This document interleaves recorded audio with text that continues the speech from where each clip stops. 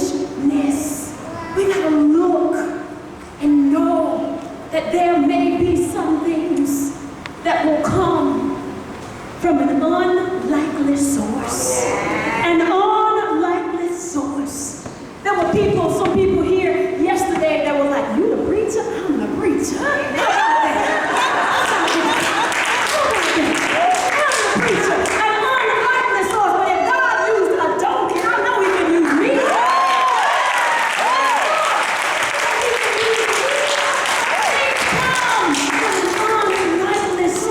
And we gotta look for what God wants in the world. What it means for us to be a part of God's truth. You see, unlike Balaam, you gotta keep your eyes on the Lord. Y'all, we gotta keep our ear to the ground. We gotta be attentive to what God is saying. Just because you've been in church all your life, you need to know, don't think that you don't need to be in Sunday school and in Bible study and in prayer meeting and doing all your personal devotions, because we all got room to grow. Everybody's got room to grow, and you can't hear unless you position yourself in a place to hear. You gotta know, we gotta know that His will and His way is better than all this stuff that we be trying to come up with. Balaam's self-interest blinded him in the presence of God. His eagerness to gain wealth and even to change the mind of God. His selfishness and his pride that told him that his way was better than God's way almost cost him his very life. Because that angel said, if it had not been for your donkey, I would have killed you and spared him.